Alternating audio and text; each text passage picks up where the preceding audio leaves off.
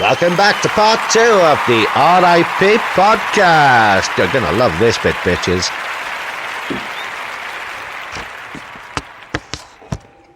So now that we're back after that little brief interlude, I'm not going to lie, lad, that intro is literally my favourite thing I've ever heard in my life. You're gonna enjoy this part, bitches. So what are we going to talk about now? We've covered all the... Yeah, we've covered all our geek stuff. I nearly called it geek news, but that would be ripping off Hollywood Babylon to death. Again. Like, we're obviously Hollywood Babylon fans at this point, in case you hadn't realised. Kev, if you are listening, we are fans. Welcome to Bootle. Stick a cock in your mouth. So, we've talked all the geek stuff out, right? The only other thing I'd like to mention is, and this is all a personal plug for me, if anyone plays Contest of Champions, add me as a friend. It's Pictonius 3, I think it is, because I've had to restart it a couple of times. I was going to say, you must be really fucked off with those other two people. Mate, I've totally restarted it so many times. You know, because I'm one of these people who, when I start a game, I'll get like 2 days into it. And then I'll be like, right, I've worked out how to do it now, so I'm going to start it again. And then I'm going to do it properly the whole way. And then you do the second one and you just end up like Hitler going, this is all fucked. It's all wrong. Let us invade Poland. Well, we don't invade Poland, but, you know, we do get to that Why certain they extent. fucking invaded us? Ponder Rot landed on us. So what games have you been playing? Oh, you've took a sabbatical off from your Xbox, took a sabbatical, actually. yeah. I mean, the missus, love her to death. I came home one day and she got me Division, as you know. We had a little dabble on it. There's actually a pod with us on it as well. Yeah, we had a little dabble on it. A little dabble. But I fucking rinsed through it, mate. Did you? I just rinsed through it. I spent about 2.5 weeks, 3 weeks, just solidly on Division. And I wasn't enjoying myself anymore. Did you just stop? It was one of them. I needed to take a little bit of time off, just to sort of, sit off with the missus, give her a bit of quality time. Well, that's it. I mean, she deserves it for 3 weeks in a year, I suppose. Yeah, I suppose so. But I'm just, in about a week or so, I'm probably going to jump back on it. I've got to jump back on before the end of the month anyway, so I can download the second part of this month's Games with Gold. Oh, of course, yeah. What is on the Games with Gold this month? Sunset Overdrive. Ooh. Yeah. That's an alright little pick up, that. And Saints Row 4. Saints Row 4 is on Games for Gold? Yeah. No. Games with Gold. Fucking And I know you've kind of had a little mishap with your Xbox. However, I do assume you're going to be buying another one.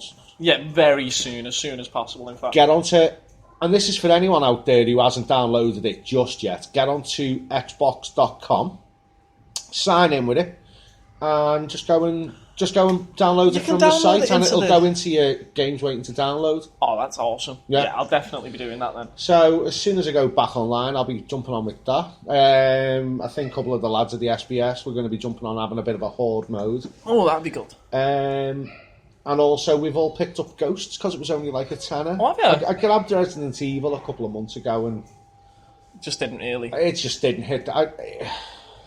I had this conversation because I was doing a DJ and a christening at the weekend. Right. And one of my mates was talking to me there because there's a guy I know. Yeah. One of my buds.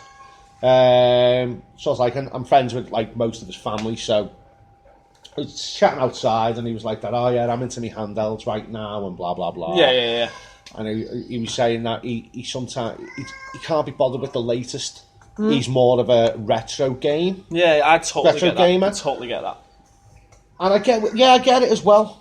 Because, okay, all I've got to do is say Mario Kart, GoldenEye, Track and Field on the PlayStation, Super Mario 3, Mario... anything? Mario anything. Let's be honest. And it automatically... throws a thing of nostalgia. That's it, nostalgia, mate. It's such a huge decider in games now, because gaming has been a part of my life, if I look back objectively, since birth. So, when I was born, there was four lads in my house, and when I was born, I was the third of four. And my dad had bought my older brothers a SNES. But when we went to bed, because all four of us were in one room, Well, all three of us at the time. My dad had come in of a night and played the SNES. Yeah. So I used to literally sit in bed and watch my dad play the SNES. Now, I didn't have to go to school or anything. It didn't matter when I went to sleep. I'd just fall asleep naturally watching my dad play gaming. So the next morning I wanted to play, so I'd play all day. You know what I mean? Like, it's been a part of my life since I can remember living, kind of thing. Like, I remember playing the SNES better than I remember my bedroom at the time. Yeah. Do you get what I mean? Like, so, like, when I think of gaming, the first games that pop into mind aren't the ones like fucking Red Dead Redemption, man. Like, definitely, hands down, one of my top 5 games in Grand the Theft world. Auto. Grand Theft Auto. Definitely one of my top 5 games in the world, easily. But when I think of gaming, I think of like Golden Axe for the Sega Mega Drive. I had this old copy of Theme Park World for the original Mega Drive, not the Mega Drive 2, Mega Drive 1. I had a copy of Theme Park. Just Theme Park. It's not even the Theme Park World. That was the PS1 one where you could walk around your own park. I had Theme Park. I had Theme Park on the SNES. I pulled it out last week. Steve, I sat on it, mate. I'm not messing now. You can tell how serious I'm being because I've just called you by your first fucking name. I sat on it for the best part of about 4 hours. I was around me mates imbibing. And he was kind of like, I can watch it on this, lad. Don't worry about it. I can watch it on this for 20 minutes. And I sat on it for 4 hours straight. Sounds just building right. my park, you know what I mean? And like, the next thing I was on EA... Did it still have the... Yeah, it calls it now, the other thing that made me think then was all these theme games. Do you remember how fucking amazing those theme games were? Yeah. So I downloaded Theme Hospital for my laptop. Oh, bless. Guess how much it cost? EA. EA Origin.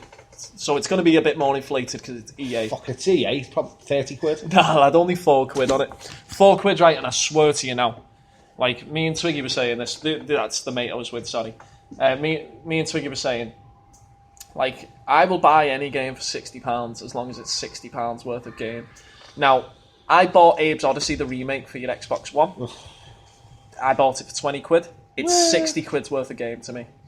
Because when I've played it, I've been like, yeah, I'd have paid 60 quid for this. If someone said, yeah, it's £60, I'd have paid £60 for it. Like, supposed to like Titanfall with me, I've well had my fucking... Admittedly, Devilman sent me his copy of Titanfall because he got EA access, I think, and was awesome. So he had the digital one. Oh, I didn't know that. Happy days for Devilman. He sent me his Titanfall, so I didn't have to pay for that. Yeah. But I paid full whack for it on the 360. Yeah. Instead of buying the fucking season pass, because I was one of these, I'd only just really started gaming again once, about 6 months before Titanfall. I mean, you had a life to live before then, didn't you? Yeah. And I never bought DLC for any like the Call of Duty. Even when I had the PlayStation 3, I loved me Tiger Woods games. I loved all my games on the PS3. Never bought DLC because I didn't believe in it. Yeah, I was a purist. I was the same. I would not buy any DLC simply because I was so used to having a game and it being finished. You had to unlock everything. That's it. Extras are cheat codes or unlocks. Yeah, right? That's exactly what an extra is. So I thought, you know what? And then I fell in with the SBS. Yeah. So they'd all got the season That's it. They're pass. all they're a full modern type gaming clan, aren't they? Yeah. You know what I mean? They're going to be into that DLC. They dragged my arse into the 21st century. Luckily enough. Yeah. So like, because they'd all bought the season pass, I was like, okay, I'm just going to buy the first DLC pack. Yeah. 8 quid. Because then if I didn't like it, I hadn't lost 20 quid. Yeah, I know exactly what you've done here. And I ended up fucking loving it. And then I had to, instead of going, all right, I was planning on going and getting a season pass, but then the little voice in my head went down, that'll be 28 quid, dickhead. Yeah, you've already spent the 8 quid plus the 20 on top of the season pass. So then I just had to wait for the IMC Rise and all that. And it ended up costing me 44 quid. Yeah, I was going to say, it's going to end up exponentially increasing in price. I then broke my disc. Oh my god. And one of my buds on the Xbox sent me a tenner on PayPal because it was a tenner on the Xbox store, special offer. Yeah. The deluxe edition with DLC.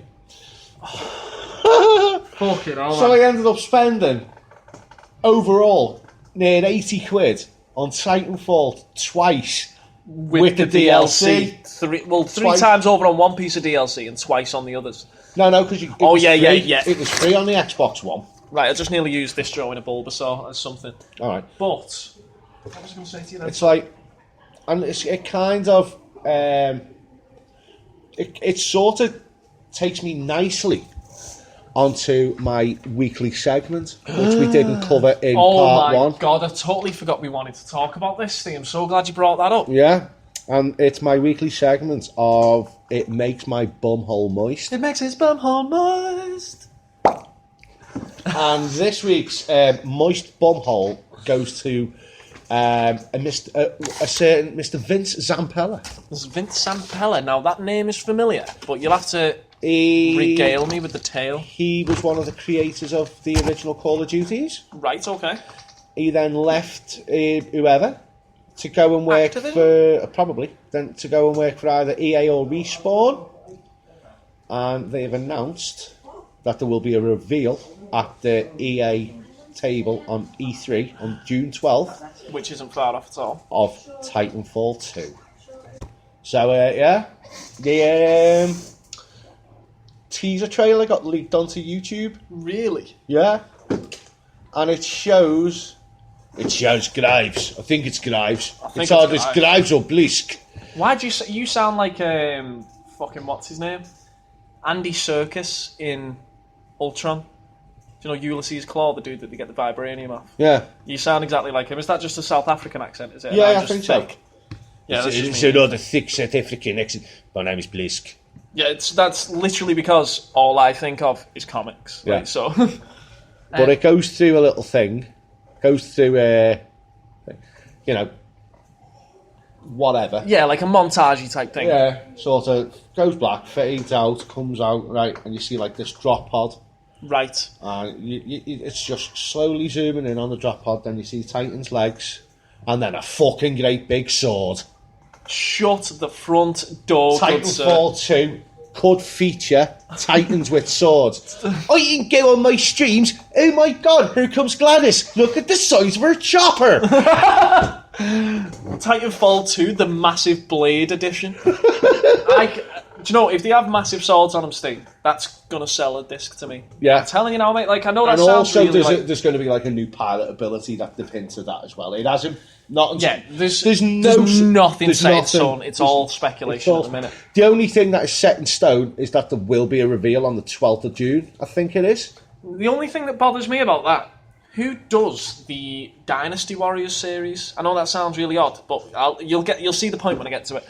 It's a Japanese company, so I don't think it's going to have a link between the two, but I just want to make sure.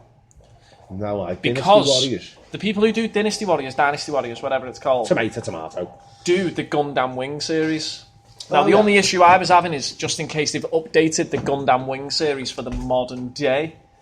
Do you get what I mean? With having the swords and stuff. Right. Because it's the same kind of play as Dynasty Warriors. See, I don't think the swords are going to come in. Like, I don't think, because like me and the lads, we've put that much time into perfecting how to. I mean, Velociraptor. Yeah. Jesus fucking Christ! The airborne kills he can get with a 40mm. He's got it on nail. Doesn't need it. No. Straight up. Just he's playful boy. Like, just fucking picks them off. Well, he's found his fucking forte then, hasn't he? 40mm. But anyway, yeah. So Vince Zampella, I'm talking to you. You officially made my bumhole and the bumholes of the SPS exponentially damp this month. Thank you very much, sir. Made his bumhole moist. Happy days. So the other thing that I wanted to mention just when we were talking about DLC. Now, I'm a big beat-em-up fan, like a big fighting game fan. I fucking love fighting games. I'm a play MK, Tekken, and obviously you can probably guess by my MK playing that I jumped onto Injustice, made by the same people, NetherRealm Studios. Is it? Oh yeah, they did. Do you know what? I might give that a try. That's all the superheroes in it. It's all the DC superheroes. So you've got Superman, Batman, you've got Harley Quinn, Joker, Martian Manhunter on your DLC. But this is what I want to get at. The DLC, right? So Martian Manhunter, single-handedly my favourite character of all, because he's a superhero with the same amount of powers as Superman, but he's a pacifist, so he avoids like conflict at any given occasion. I've got X-ray vision. Am I going to kill someone? No, I'm going to make some popcorn. Make some Oreos, you mean? What? He has an addiction to Oreos, does Mr. John Jones. Oh. A.k.a. Martian Manhunter. But, so they released the season... Hang on. Go He's on. a manhunter, Manhunter. but he's a pacifist. Yes. But the reason he called himself Martian Manhunter... I can't actually remember why he calls himself Martian Manhunter. I'm a vegetarian who eats burgers. I am a vegetarian who eats cow. So, Manhunter is probably one of my faves. But he was DLC on the game. Same as Lobo, Scorpion from the Mortal Kombat series, Batgirl, and who else was the Zod, I think it was. General Zod. But then... actual General Zod? I mean, like Terrence Stamp? No, a different one altogether. But they did release... Kneel before Zod! Do you know, Terrence Stamp has been completely stamped out of recent memory. Since Michael Shannon. Oh, is that who it was? Michael Shannon in the new one, but you can actually get the Michael Shannon skin for Zod. I knew it wasn't, but the guy who played Zod in Man of Steel just reminded me of William Dafoe. For some reason, I know what you mean, though. He's got the same sort of like jowly face. Yeah. I like Willem Dafoe, though, but I wouldn't like him for Zod. I thought he was brilliant as Malcolm Osborn. Is it Malcolm Osborn? No, it's something Osborn, though. The Green Goblin. Yeah, the Green Goblin. He was awesome. Have you heard he's been cast in Batman, is it? Or Justice League? Willem Dafoe has been cast in the Justice League. That is now J.K. Simmons. Yeah. Traitors!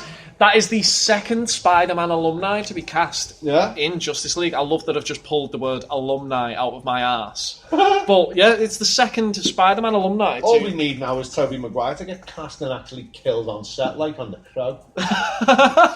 That's fucking crude, especially considering... What's his name? Bruce Lee's son is... Brandon Lee. That's pretty harsh, man. Yeah. I keep forgetting about that, and then every once in a while I read up about The Crow and I go, oh, Brandon Lee. Yeah. Like, you know what I mean? It breaks me poor little Picton heart. But that's what I wanted to say to you. I'm trying to get to this DLC thing, Nasty. So, I didn't want to buy the season pass. As you said, this was like really early on in like my season passeries, because it was around the time where like I'd kind of stepped away from gaming. I was way more into my comics and I was way more into pussy. So I wasn't really bothered about my games. I was. You ever heard of hentai? Fuck off. So like... It's cartoons and comics with pussy. With pussy. So I was going out my way to make sure that I could get as much female attention as possible at the time. I was not asked about my games or anything like that. Hey girl, do you want to see me episode 4, the Fantastic Four? No, but so I fucked it off and came back to it, and then Injustice happened, and that was a fucking absolutely stonking game. Now, every single piece of DLC that came out I bought for that game. I didn't buy the season pass. Okay. Now, if you go on that game now, right, and have a look at how much everything had cost individually bought, it racks up to over £100. Okay. Now, I bought the game for £60. I bought all the DLC. Every go was about $3.99, $4.99, so I was spending on average about £10 every 2 weeks on the new DLC coming out. Spent over, getting close to £200 on the DLC. Now, you'll imagine my shock, awe, and fucking frustration when they decided to release the gold edition of Injustice. The gold edition of Injustice included every single piece of DLC available for that game. That's exactly what the deluxe edition of Titanfall was. Guess how much? £30. £30. You got it. Hit the nail right on the head. But the worst part about it is, PS4 exclusive. Yeah, PS4 exclusive. So my favourite game, like the game that brought me back into gaming, rinsed me for £160 and then went, we're just going to give it to PS4 players for £30. You fucking cunts. I completely lost me rag over it. That's when I stopped buying DLC again. Yeah. And then when did I start buying it again? Do you know what's made me start buying DLC again? What? And it's not even fucking DLC. That fucking phone game, the Marvel Contest of Champions. I spend about $4.99 a week on that game alone. But last week, I donated to charity, Steve. Oh. So it had this... it's all for charity, man. You know, it's all for charity, man. It had this a charity buy on it where if you spend $3.99, £3 of it goes to charity. The other £1 obviously goes to the people who make the game. And you get a Hulk. So you can play as the Hulk. And you get like some special item that I've still not used because I can't work out what it is. But I donated to charity because remember, like we've lost this year alone white African rhinos and black African rhinos. And Victoria Wood. And Victoria Wood. And Ronnie Corbett. Ronnie Corbett. We haven't spoke about Ronnie Corbett. I did. Oh my God! Have you seen the picture online? There's a picture online, right, and it's probably the most fitting, like the most fitting way to say bye to the little Ronnie. Anyway, it's a picture of a coffin, and it just says he asked for 4 candles. Around his coffin, and it's fucking 4 candles, like it's pitchfork handles around his coffin. I swear to God, mate, right? That literally nearly had me tearing up. I was like, do you know what? When I saw that, it took me a couple of seconds to go. What? 4 candles, God. 4 cakes in it. Done. What I will say, because we are talking about Ronnie Corbett, my favourite sketch by the 2 Ronnies. Have you ever seen the sketch where he goes into an ice cream parlour and he's saying, "What flavour do you want, mate?" And he goes like, "Oh, I'll just have cheese and onion." And he goes like, "It's an ice cream parlour, mate." Right, that is probably my favourite sketch of all time. Not for the joke, but for the talent it takes to make the joke. Yeah. So when he'd go like, "Can I have cheese and onion, mate?" And he'd go like, "It's an ice cream shop. We only have..." And then at that point, he'd list 30 different ice cream flavours. Just bang, bang, bang, bang, bang, bang, bang, bang, bang. He'd do all 30 all in one go. No cuts, no edits, no nothing. He just stood there the whole time and went, this, and this. And then he'd go like, "Oh, have you not got salt and vinegar?" And he'd go like, "Oh, I've just told you, mate. We've only got..." And then he'd do that list, but add more on top. So then eventually, by the end of it, he's doing about 50 names of ice cream. Smashing them all out, all in one go. But the best part to it, right at the very end of the sketch, he goes, "So have you not got ready salted then?" That's little Ronnie, obviously, because you can tell by the voice that I'm doing. And he goes, "No, mate, we haven't got ready salted." And he goes, "Oh, never mind then. Can I just have a bag of crisp?" And he goes, "What flavour do you want?" And he goes, "Raspberry Road." And like, oh, mate, it cracks me up every single time. I seen it, the first time I seen it, I was about 15, I'm 26 now, mate. And if I saw it again, I'd crack up like no one's business. Have you seen the sketch where they done the 2 Ronnie sketchbook? Was that when little Ronnie used to announce it? Oh, no, it was the 2 of them, wasn't it? They used to announce the old ones. No. Because Ronnie Barker had died. Yeah. They were just pulling like, all the old comedy actors, stuff. Comedy actors in and redoing old sketches. No way. Honestly, if you're out there and you want a funny, search 2 Ronnies and the fruit shop. Wait until after the show. Yeah. And then search the 2 Ronnies. And he's got... I've seen it. Oh, do you want to buy this Xbox 360? And it's an egg box with 360 written on it. He goes in and goes like... there's something wrong with me apple. Yeah, and he's got like... he's got an apple. There's the blackberry one as well, and he goes, "I've got a blackberry as well, it's on orange." And he goes, "Where?" And he just pulls out an orange and then puts the blackberry on top of it. Oh my God. See, that's the thing with the Ronnies though, the comedy style would never go away. Like, it's that really dry British style of stupid humour. And while we're on it, if you're gonna look at British comedy, you've got to give Morecambe and Wise a bit of a holler. Oh yeah, definitely. And any of their sort of like story sketches with the celebrities. Oh yeah. What's the one? The one that might go if I'm ever feeling fucked off, and I just want to cheer myself up. Is the Andre Previn? I don't think I've seen that one. You've never? Oh, is that the one that you showed me in here by any chance? Actually? It's where he's playing the piano. Ding, ding, ding, ding, ding, ding, ding, ding, ding. No, I don't think you haven't seen it. No. Oh my fucking God, mate! When we've finished, I'm going to show you. I really encourage you all to watch it. Honestly, you're fucking... Gets confusing. Yeah, it's really, really fun. It's just absolute mind-blowing genius. Do you know who my go-to comedian is? Who? Billy Connolly. Now, I think... He's on his way out as well. I was going to say that now, obviously. It's only because we're talking about, like, celebrities who've passed and stuff that he's come to mind, and obviously we're talking about comedians. Did you see him on the on the British Comedy Award? I did. I can't... He got a special recognition award. He fucking should do as well, mate. He fucking well should do. He's just a shell of his former self. He's not the same man, is he? Like I was saying to a mate, to Twiggy again, because me and Twiggy have always followed Billy Connolly, that he needs to do one more show. But let me just tell you about this, right? So this had me really pissed off. Now this is going to sound like I'm calling someone else who's died recently. Do you remember Gary Shandling died the other week? Yeah, the American comedian Gary Shandling. First off, again, another thing for you to listen to. I've never really watched any of his stuff. You don't have to. Right? Kevin Smith played a little clip where he's talking to him in one of the pods. But with Gary Shandling, the first thing I'd recommend is search the Gary Shandling Show theme on YouTube. Yeah. Because it's fucking hilarious. It's probably like the smartest theme song I've ever heard. It literally goes, "This is the song to Gary Show. Gary called me up and asked me if I could write his theme song." Just shit like that, man. Do you know what I mean? No, the cleverest theme tune ever is The Big Bang Theory.